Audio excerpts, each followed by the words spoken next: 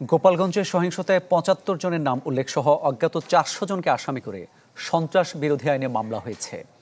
এদিকে সকাল ১১টা থেকে বেলা ২টা পর্যন্ত শিথিল থাকার পর আবারও চলছে কারফিউ। জীবন জীবিকার তাগিদে মানুষ ঘরের বাইরে বের হলেও তাদের মধ্যে রয়েছে চাপা আতঙ্ক। বন্ধ রয়েছে শহরের ব্যবসা প্রতিষ্ঠান।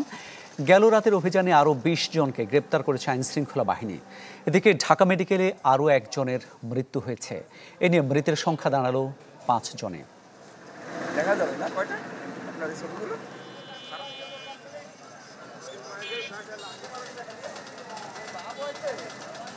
এসি কেনার কথা ভাবছেন? ভিশন দিচ্ছে যে কোনো এসিতে 15% নিশ্চিত ছাড়। এছাড়াও থাকছে মানি ব্যাক গ্যারান্টি নিশ্চয়তা। এ বিষয়ে আরো খবর জানাবো আপনাদের। গোপালগঞ্জ থেকে সরাসরি যুক্ত হচ্ছেন সহকর্মী শফিকুল ইসলাম সবুজ। সবুজ, বর্তমানে গোপালগঞ্জের পরিস্থিতি কেমন দেখছেন? কারফিউর দিকে মানুষ আসলে আইনের প্রতি কতটা সমর্থন দেখাচ্ছেন? মানুষজন আসলে তারা বলছেন যে তাদের জীবন জীবিকায় কিন্তু এরই মধ্যে প্রভাব পড়েছে। তারা সমর্থন দেখাচ্ছেন বাধ্য হয়ে, কেননা সরকারের কঠোর বিধিনিষেধ, তো বিধিনিষেধ উপেক্ষা করার কিন্তু সুযোগ নেই সাধারণ মানুষের। ২২ ঘন্টার কারফিউ গতকাল সন্ধ্যা ৬টার সময় শেষ হয়েছিল। তো গতকাল সন্ধ্যা ৬টার পর থেকে আজকে দুপুর ১১টা পর্যন্ত কারফিউর সময়সীমা বাড়ানো হয়। দুপুর ১১টার পর থেকে ৩ ঘন্টা শিথিল করা হয়। তো ৩ ঘন্টা পর অর্থাৎ দুপুর ২টার পর থেকে আবার ২ ঘন্টা কিন্তু হয়ে গেছে, কারফিউ শুরু হয়েছে। কালকে ঢাকা বিভাগের কমিশনার তিনি যে প্রশ্ন আমাদেরকে করেছিলেন, যে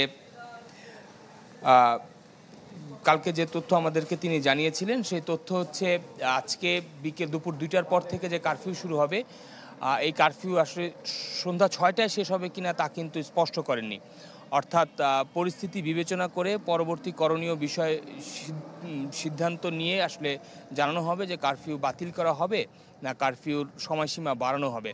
আর আমরা ঠিক এই মুহূর্তে যে স্থানটিতে রয়েছি, গত বুধবারে যে রণক্ষেত্রের ঘটনা ঘটে এবং যেই মঞ্চের সামনে কে কেন্দ্র করে যে উত্তেজনা তৈরি হয়, সেই মঞ্চের সামনে গোপালগঞ্জ পৌর মাঠ বা পৌর মঞ্চ, এই রাস্তায় কিন্তু এখন যানবাহনের সংখ্যা কিছুটা বেড়েছে। সকালবেলা একদম ছিল না, অর্থাৎ দুপুরের টাইমটাতে, যেহেতু আজকে আবার শুক্রবার সাপ্তাহিক ছুটির দিন, তো সেই কারণে রাস্তায় মানুষজনের আনাগোনা কম।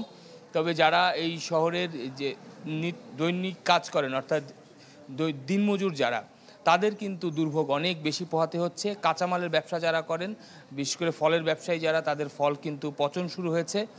তো সব মিলে এখানকার চিত্র হচ্ছে এই। আমরা হয়তো বিকেল নাগাদ জেলা প্রশাসনের কার্যালয়ের পক্ষ থেকে এ বিষয়ে একটা ব্রিফিং করা হবে, তখন আমরা জানতে পারবো যে আসলে কয়টা নাগাদ এই কারফিউর বিষয় সরকারের যে সিদ্ধান্ত।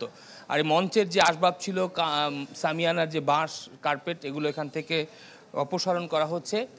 এ হচ্ছে আসলে এখানকার সবশেষ অবস্থা। ধন্যবাদ আপনাকে।